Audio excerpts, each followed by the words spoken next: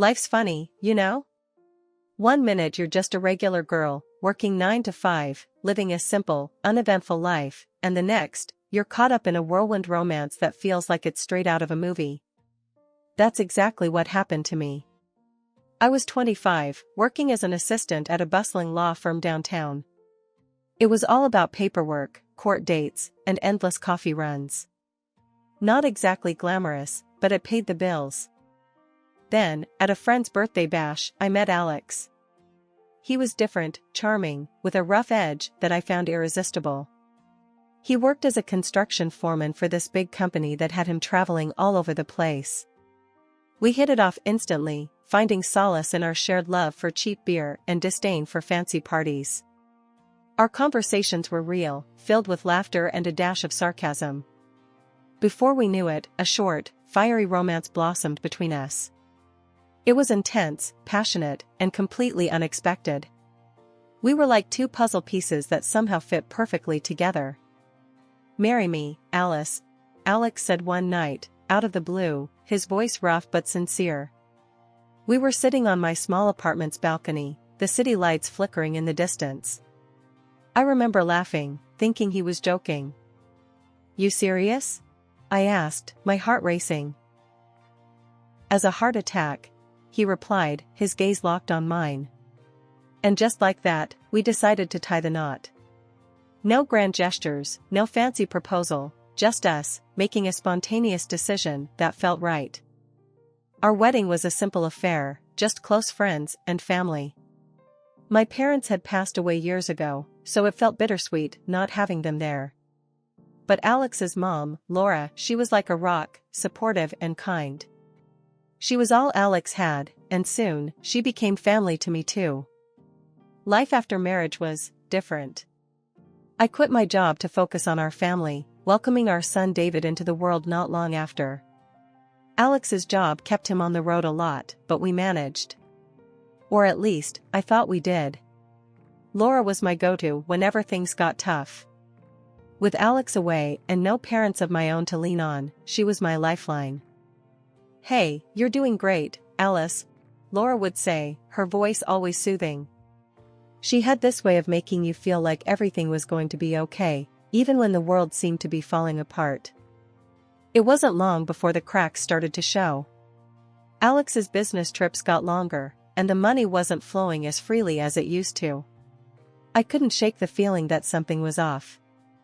I remember confronting Alex about it one night, after putting David to bed. "What's going on, Alex? You're barely home, and we're struggling to make ends meet," I said, trying to keep my voice steady. "Ah, come on, don't start with that again. You know I'm doing this for us," he snapped, his tone harsher than I expected. "But it doesn't feel like us anymore. It's like you're living a whole other life," I pushed back, feeling my frustration rise. "You think this is easy for me? You think I enjoy being away? You have no idea how hard I'm working," he retorted, his face tense. The conversation went nowhere. We ended up going to bed angry, the silence between us heavy. I lay there, listening to his steady breathing, feeling a million miles away from the man I married. When David turned 5, Alex dropped a bombshell on me one evening as we were clearing up dinner. "You need to start working, babe. Can't just be me bringing in the dough anymore," he said, not even looking me in the eye. I remember freezing, a plate in hand. "Work? But what about David? Who'll pick him up from school, do the house stuff?" I asked, trying to keep my voice steady. "We'll figure it out. Lots of moms work and manage just fine," he shrugged, as if it was the most obvious solution in the world. So, I found myself a job as a manager at a small car repair shop. The pay wasn't great, but it was something. My days became a blur of work, school runs, and trying to keep our little home from turning into a disaster zone. Alex's contributions dwindled with time, and his business trips stretched so long, I sometimes forgot what it was like to have him around. One night, after putting David to bed and sitting down with the bills, worry gnawed at me like a hungry rat. I dialed Alex, who was supposedly on another one of his never-ending business trips. "Alex, we need to talk." The money's not stretching as far as it used to. What's going on? I asked as soon as he picked up, my voice tight with worry. Oh, not this again, Alex groaned from the other end, his voice laced with annoyance. I'm busting my ass out here, and this is the thanks I get? You nagging about money? I recoiled as if slapped. I'm just trying to understand, to figure out how we can make things better, I said, softer this time, hoping to steer the conversation into calmer waters. Well, maybe if you managed our finances better, we wouldn't be in this mess, he retorted, adding insult to injury. I felt a lump form in my throat, guilt and anger warring within me. Fine. Just try to come home soon, okay? I said finally, the fight draining out of me. Yeah, whatever, Alex muttered before hanging up. I sat there, phone in hand, feeling more alone than ever. It was clear something was wrong, but I couldn't put my finger on it. And with Alex growing more distant with each passing day, I felt like I was staring down a long, dark tunnel with no light at the end. It was just another one of those days, you know? The kind where you're running on autopilot, trying to keep all the balls in the air, work, kid, house. But David, bless his heart, had just brought home this report card that was nothing short of amazing. I was bursting, had to share it with Alex, thinking it would be a nice break from whatever chaos he was wrapped up in. So, I called him, my heart kind of doing that fluttery thing because, despite everything, part of me was still that girl who fell for the charming guy. The phone rings, and I'm picturing him picking up, maybe smiling, when he hears the news. But nah, life had another curveball ready. A woman answers. Not just any woman, but the kind whose voice drips with a mix of annoyance and superiority. Yeah? Who's this? She barks into the phone. I'm standing there, phone pressed to my ear, feeling like I've been sucker punched. I'm his wife. I managed to spit out, my voice a mix of shock and anger. Who the hell are you? Oh, honey, she says, and I can almost hear the smirk. You must be the sad little wife. Listen up, he's in the shower. And you? You need to stop calling. Stop asking for money. He's got a real family now. My world stopped. Just like that. It felt like I was falling, and there was no ground in sight. I hung up, my hands shaking, my heart shattered into a million pieces. Without thinking, I dialed Laura, Alex's mom. She's always been more than just a mother-in-law to me, she's been a friend, a confidant, a lifeline. Laura. I choked out, the moment she picked up. You won't believe what just happened. Laura's voice, usually so calm and soothing, went ice cold. Tell me everything, she said, and so I did. I told her about the woman, the words that felt like daggers, everything. There was a heavy silence, and then, I'm coming over, Alice. We're going to sort this out, Laura declared, her tone brooking no argument. When she arrived, her face was set in a way that told me she was ready for war.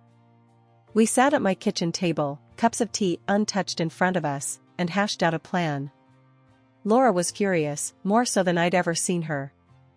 I'm calling him, she announced, pulling out her phone with a determination that was almost scary. The conversation was short and anything but sweet. Alex refused to talk, told his mom to mind her own business, to tell me to stop bothering him. But Laura, oh, she was magnificent. You listen to me, she said, her voice steel wrapped in velvet. You're about to lose everything. I'm disinheriting you. Everything goes to David. Hanging up, she looked at me, her eyes softening. We'll get through this, she said, reaching for my hand. We're stronger than his cowardice.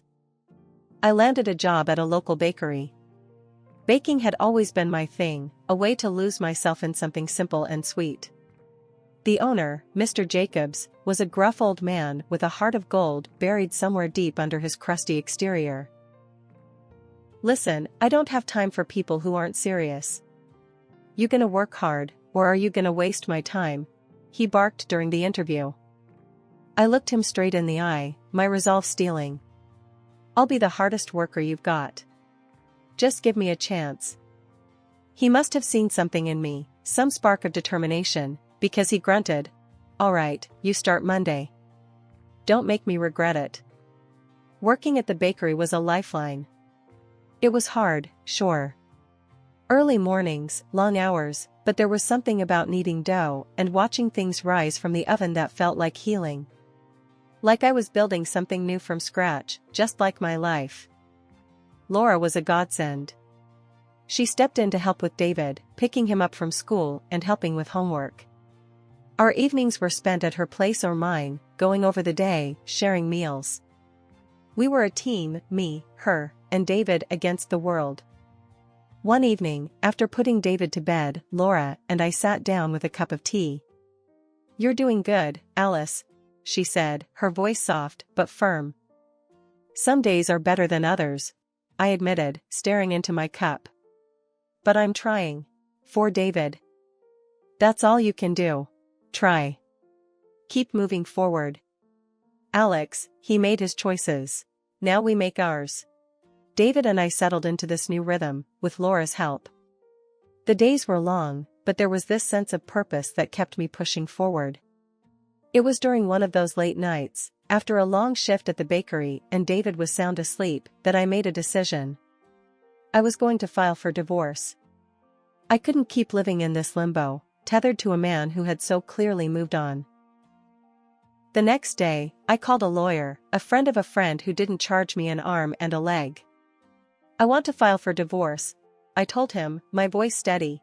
"And I want to sue for alimony for David. He shouldn't suffer because his father made selfish choices." Then, the call came. "Alex." His voice was like a thunderclap on the other end of the line, full of rage and disbelief. "You're suing me? For alimony? You've got some nerve, asking for money after everything." I held the phone away from my ear, his shouts echoing in the quiet room. It would have been easy to shrink back, to apologize and beg him to calm down. But I was done being the meek and mild wife he thought he could bully. "I'm not asking for me," I shot back, my own anger rising to match his. "This is for David. Remember him? Your son?" There was a snarl on the other end. "I won't give you a dime. And I'm not signing any damn divorce papers." I could feel my heart racing, but my voice was ice cold as I replied, "You'll talk to my lawyer. This isn't up for discussion." And with that, I hung up, ending the call and, in a way, closing the chapter on the man I once thought I'd spend my life with. The divorce was messy, dragged out by Alex's stubborn refusal to cooperate. But in the end, the court ruled in our favor. The judge granted the divorce and ordered Alex to pay alimony for David. It was a victory, bitter, but necessary. After the dust settled from the divorce and alimony battles, life found a new kind of normal. The bakery job was going well, and I was slowly putting away some savings, hoping to give David something resembling a stable future. But as David grew into his teenage years, I started noticing the gap between us widening.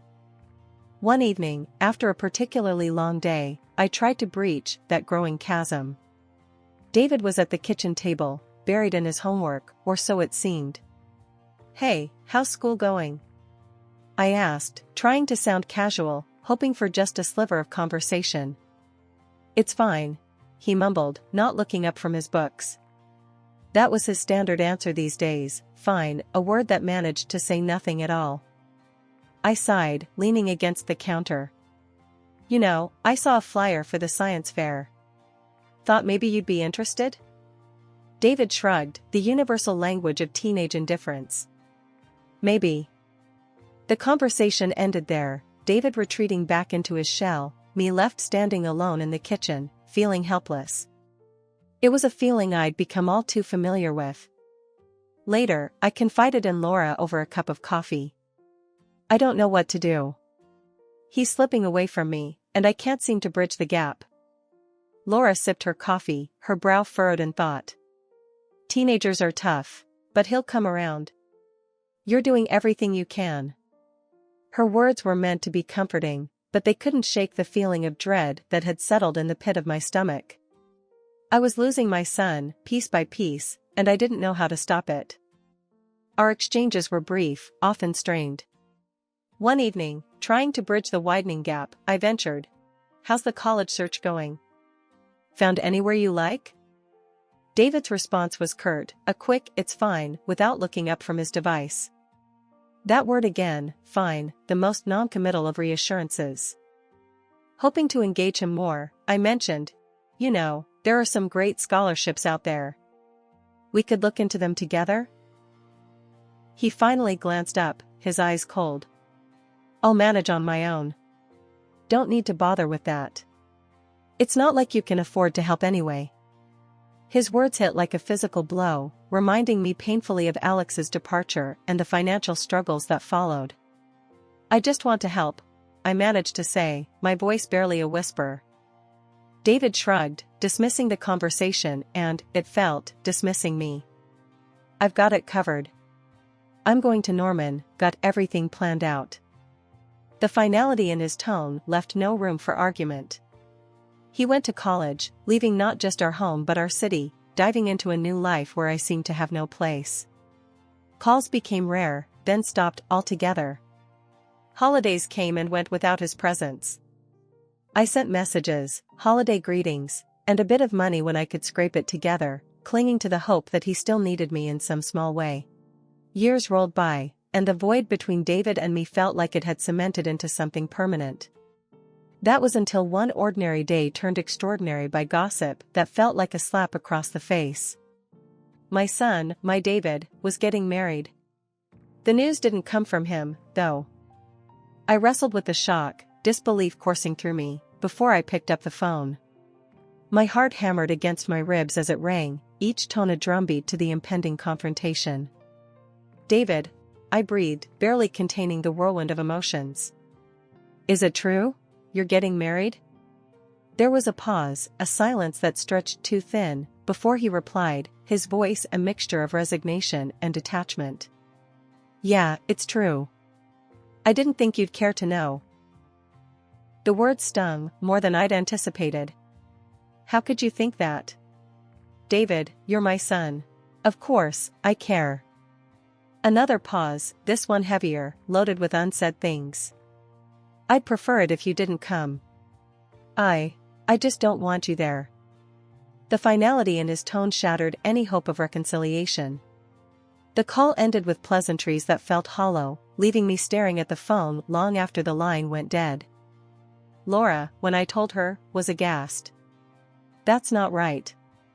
There's something more to this, I'm sure of it." Her conviction sparked a flicker of hope, or maybe it was stubbornness, within me. With a resolve that felt like defiance against David's wishes, I decided to go.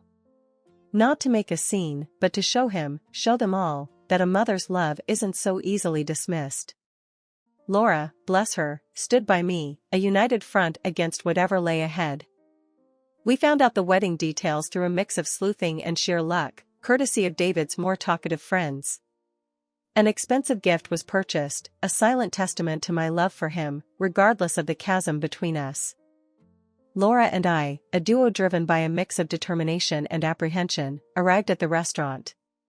The venue was buzzing, a hive of activity and festive cheer that felt alien to me. We entered, unnoticed at first, the anonymity a small mercy as we took in the scene. There was David, looking every bit the groom, and his fiancée, radiant. And then, like a ghost from the past, there was Alex, with her, the woman who had helped him tear our world apart. David's reaction to seeing us was a storm of confusion and anger. "Mom? Grandma? What are you doing here?" His voice was a mix of incredulity and irritation, the sight of us an unwelcome surprise.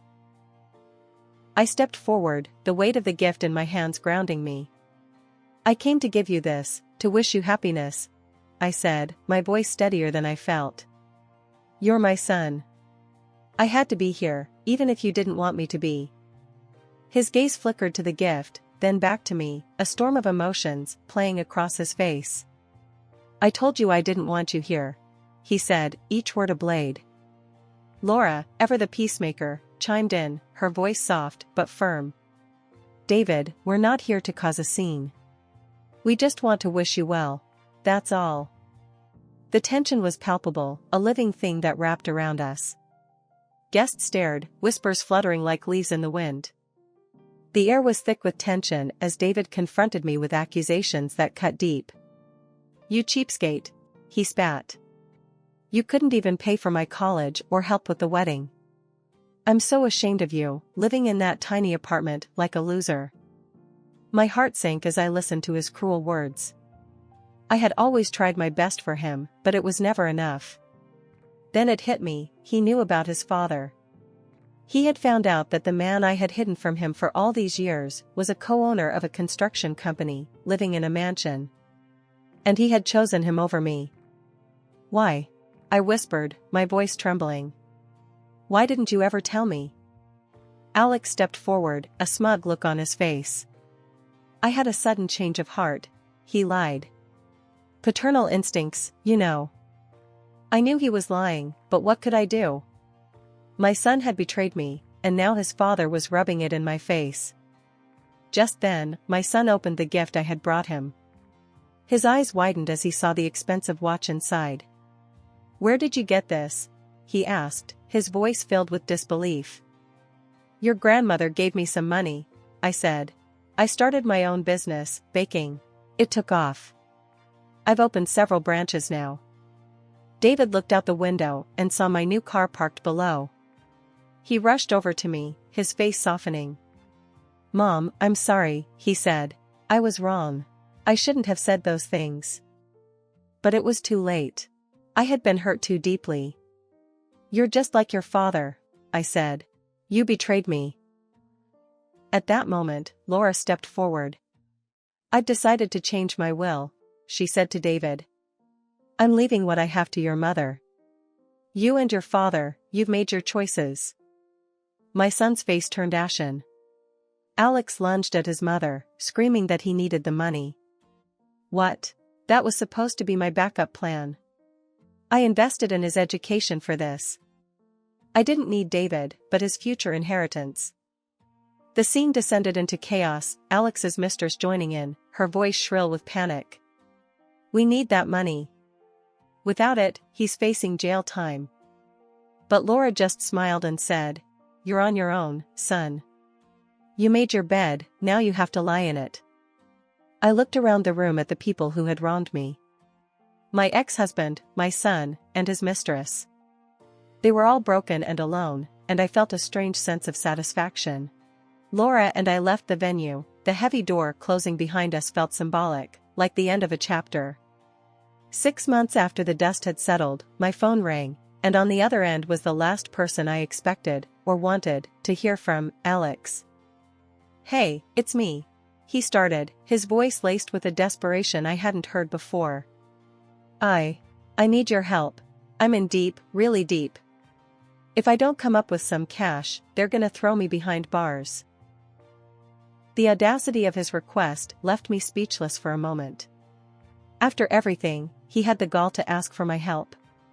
"You've got some nerve," I finally managed to say. "After everything, you think you can just call me and ask for money?" I know, but you're the only one I can turn to," he pleaded. The sound of his begging was almost surreal, a stark contrast to the man who once held himself so high above me.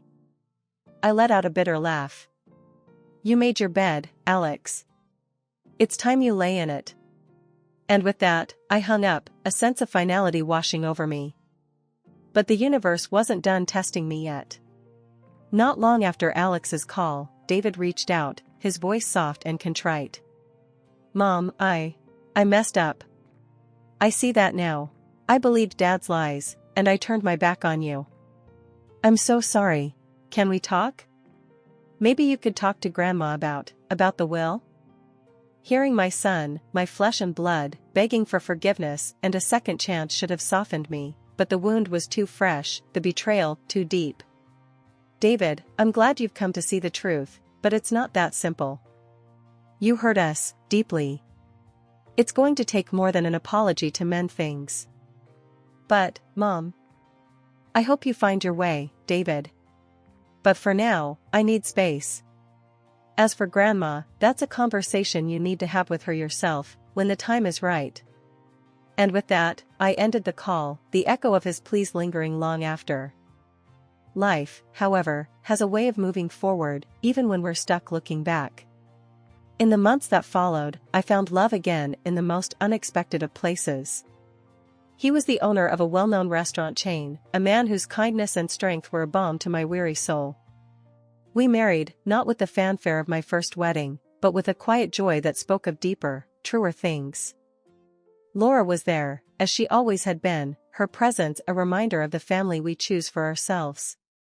Our friendship, forged in the fires of shared pain and triumph, remained unbreakable. To new beginnings, she toasted at the wedding, her smile bright with genuine happiness. As for Alex and David, I wished them well in their own journeys, hoping they would find redemption and peace in their own ways. Life, after all, is a series of lessons, and I had learned mine well. Now, it was time to live.